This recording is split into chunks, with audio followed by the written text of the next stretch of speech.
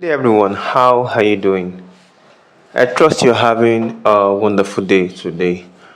In today's cybersecurity analyst course series, we're talking about virtualization.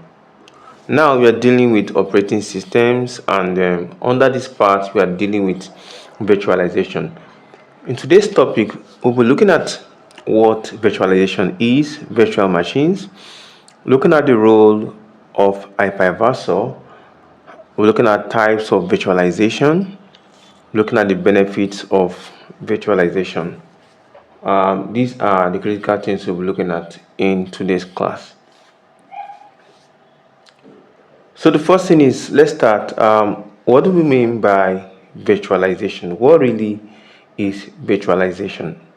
Well, it might look like a big term, but it's not a big term really. So when you talk about virtualization, look at the word virtual.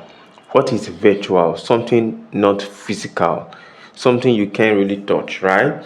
So it's more like a physical, or a virtual representation of something physical. That is virtualization. So you're looking more like this is a virtual version of a physical thing.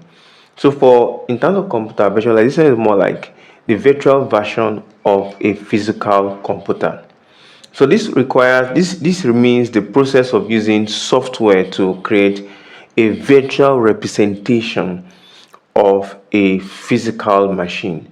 Just like now you're having a virtual class, you're not in a physical class. We are simulating a physical class. That means you are making it look like as if you are in a physical environment, giving you the resources, access to tools and resources that make it look as if you are in a physical environment. So you can be able to enjoy the same course model, same arrangement, and all of that you will enjoy if you are in a physical environment. So that is what virtualization is all about. It is not difficult. You are talking about a physical machine, but now a virtual representation of that machine. So this is a technology that uses virtual representation of servers, different machines like servers, storage, networks, and other physical machines. These physical machines that are being virtualized are called virtual machines. So it is not difficult at all. It is just a virtual software that mimics a physical hardware. As simple as that. I don't know what terms you want to use. Try and look for a simple term that you can use to really understand it in your own way. So the way I will also explain this is giving a very simple illustration to explain this. Imagine a scenario now where you have a physical laptop. You have Windows installed in your laptop. Now you want to learn cybersecurity, you want to learn about Linux, and you feel you want to install maybe Linux. So Linux is one operating system, Windows is another operating system. Remember, on your physical machine, you can only use one physical operating. You can use only one operating system. So it therefore means if I want to get Linux installed, I probably might have to get another laptop where I'll have to install Linux and be working on Linux. But if I want to have two of them, both Linux and Windows on the same system, then that is where virtualization comes into play. So you can have Linux, Windows, Mac on one system. You can now switch in between these three. And what makes it possible is the software called Hypervisor. That's what we'll discuss also. We'll talk about the software Hypervisor. It makes it possible for you to be able to switch in between two operating systems or in between two virtual machines. Let's talk about this more. So the hypervisor is more like a software that manages the virtual machines, and it acts on an interface between the physical hardware and the virtual machine, so that resources can be allocated very well to the virtual machines. When we started the operating system, we talked about the fact that the operating system is more like the interface between the user and the hardware. So operating system always allocate resources to different applications and different to the hardwares, right? But in terms of virtual machines now. Hypervisor is the one doing that job.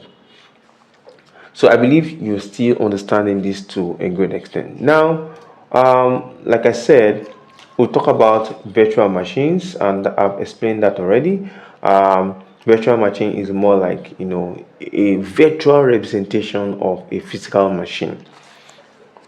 Now, um, virtual machines are being managed by the hypervisor. Let's now talk about the types of and the role and the type of hypervisor.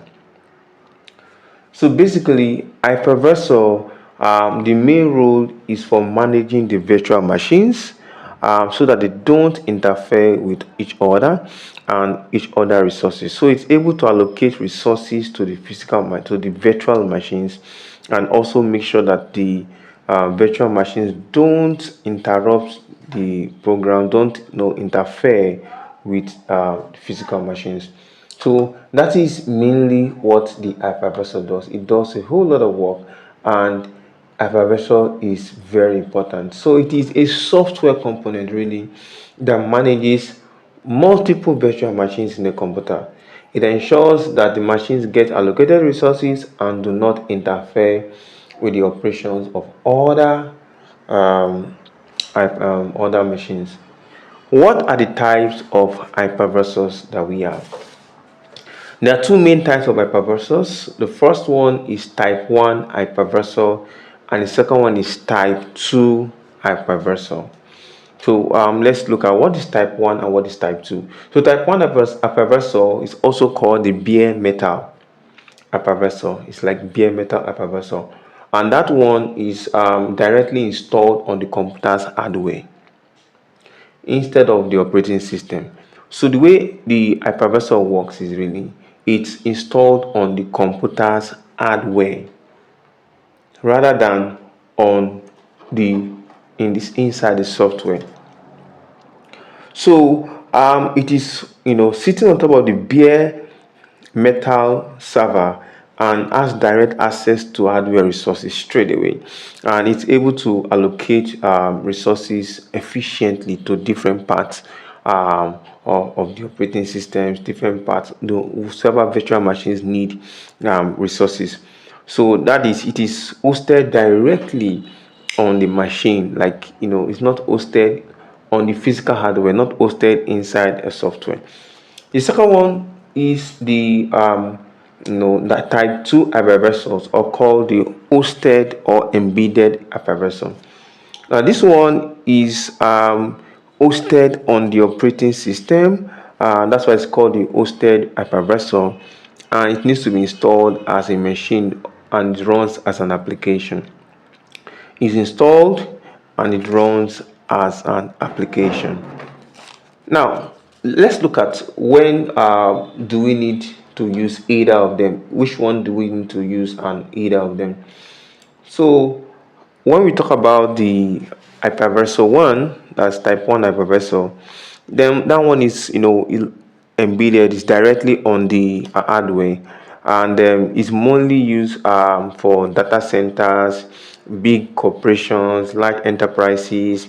It's used for for more others one that consume so much resources. Those one that, so it is used also for web servers now, because remember, these ones are directly on the physical machine, and they don't share resources. They rather allocate resources to different parts of virtual machines that need them. Whereas the type 2 is the one that is installed in the software, as a software in the operating system. This is mainly used for desktops and for operations that are not so much consuming. You can use them for development purposes. The workloads here are not as intense and critical as that of the type 1 hypervisor. So that's how it is. So hypervisors are the ones that makes it possible for you to be able to use 2 or 3 operating systems on one physical machine, or even different servers on one physical machine. So there are different types of virtualization. There are different types of virtual machines, different types. We'll look at some of the popular ones. We just take a glance through these virtualization. Things you can virtualize are many. It's not just OS. There are different things that you can virtualize. So in terms of virtualization, there is the server virtualization. That's the first one we'll look at. In the server virtualization now, you just take a look at the process of partitioning a physical server into multiple servers. If you've been able to do a little bit of software development or web development, you would have probably heard of servers before. So even without doing it, servers. So we have the client, we have the server. You interact with the client and information is sent to the back end where the server is. Now the server, when we're dealing with server can be actually partitioned into several smaller servers, and then because a server most times is supposed to be on one complete CPU, just one physical device. So if you want to have multiple servers on one physical device, then you can now start thinking about virtualization, because you can divide the resources of this server across different devices. So just take a very simple example. If you want to run 3 operating systems on one physical device, so what it means is that you can decide to divide. If it is 16 gig, you can divide 16 gig divided by 3 and give each of them, maybe that's about 5 or 5 point something thereabout. You can even divide the RAM. You can divide the resources of the hardware into 3 places so that each of them will have and stand as its own. The essence of virtualization is for each of the machines to stand as a full machine. So just like the example I gave, where we have you want to install Linux, you want to install Windows. So both Linux and Windows will operate as a complete operating system. Not they will be like a physical machine itself. So that's why I said the virtualization makes it possible to have more of a physical machine, 2 or 3 inside one. A representation of a physical machine inside one physical machine. Don't get it confused. That means the software is running like a full-blooded machine. So instead of having 3 computers, now you have been able to have 3 computers inside one. That is how virtualization works. Rather than me buying Linux, installing Linux on one system and 2 systems and 3. So instead of having 3 systems, I've been able to crash that down, the cost, and bring 3 of them into one system. And 3 of them can operate. It can operate exactly as if it is operating on the full physical system. The next is to talk about storage virtualization. Now, this one is when we have normally storage virtualization combines the function of a physical storage device, such as the network attached storage or storage area network. You can pull hardware resources, pull them virtually, make all of them to stay in one, virtual storage location. So you can decide to disintegrate your storage, and instead of having physical storages in different places, you can virtualize them and put them on one software. Network virtualization is also important, and this is when you have most times computers, companies always have computer networks such as hardware elements such as switches, firewalls, routers, and they can have them in different offices in different places. What virtualization does now is to combine all of these network resources and centralize the administrative stack. So you can virtualize all of these resources that you have in like 4 or 5 places and bring them into one virtual position. So there are 2 approaches to doing this. You can have a software defined networking. This one controls routing by taking over routing management from data routing in physical environment. So the good part of it is you can program your system to prioritize video traffic application to ensure quality, consistent call quality. So you can partition different networks so that it gives effective and efficient process. Another one is network function virtualization. This is where you combine the technology combines network appliances such as firewalls, load balancers, and all of them. It combines them to be able to improve network performance. We have other forms of virtualization like data virtualization, where you can collect data from several sources, and instead of storing data in different physical locations and infrastructure, because when you store data like that, you will need so much resources. You need electricity, you need physical devices, you need to keep the data, but you can now virtualize them, and instead of storing them in 4 places, you can store them on one place by having a software version of them and putting all of them in one place. Now, application virtualization is the next one we'll talk about. This one is you can pull out the functions of applications in operating systems. So you can just pull out different functions of applications. For example, users can run a Microsoft Windows application on a Linux machine without changing the machine configuration. Look at that. Thinking about running a Windows application on a Linux machine, because you have virtualized the application. So you can run multiple applications on one system because of virtualization. So it's good for burning purposes, like for streaming purposes, for server-based application, and for local application. So you can use virtualization for them. Desktop virtualization now is where you have, in case you have non-technical staffs that want to require some basic things, like for example, you want to have two desktops. You want to have 2 or 3 desktops in one place. You can be able to do a desktop virtualization. Instead of having 3 desktops, you can have one desktop that has the software of 3 desktops, software of desktop 1, software of desktop 2, software of desktop 3. So you're more like running 3 desktops on one physical desktop.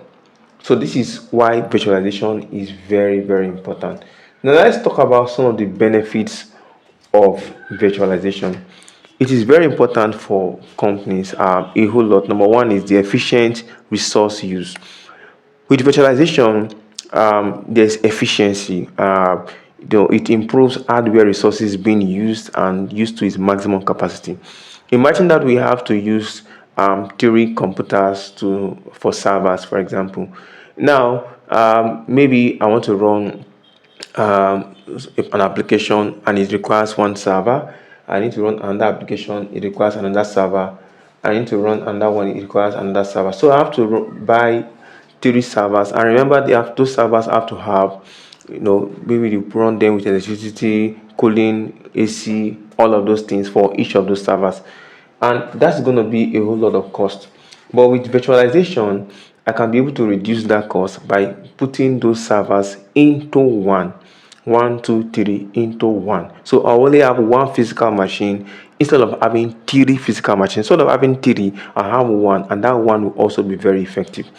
Number 2 is for downtime. Application and OS may crash, but because of multiple servers now, you can easily switch. In case an application crashes, you can switch to another server straight away, switch to another OS straight away.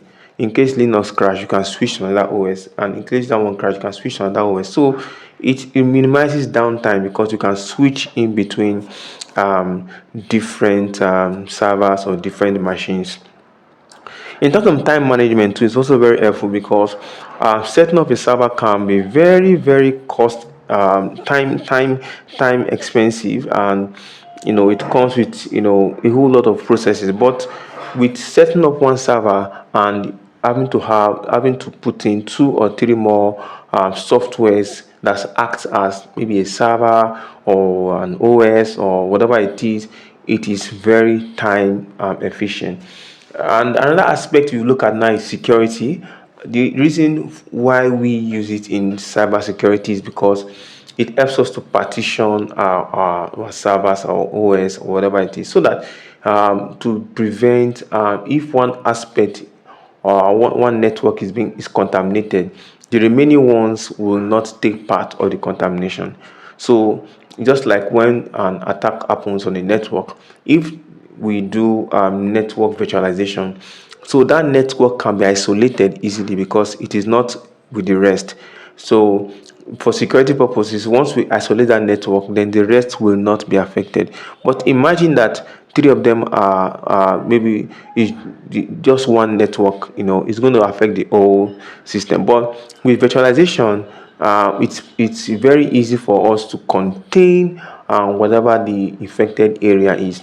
But it's not an 100% assurance, so you need to also put some other extra protection layer. And it's best when we are looking at type 1 hypervisor, because type 2 hypervisor is still a software that is installed on the OS. But with type 1 hypervisor, that is directly on the metal bare one, directly on the machine, directly on the hardware. So it is difficult for it to network to be transferred from there to another one. So, but the essence of it in cybersecurity is that it enhances security, enhances productivity for softwares and for different machines. So this is the much we will take for virtualization. Is for you to have over a very good knowledge on what virtualization is all about.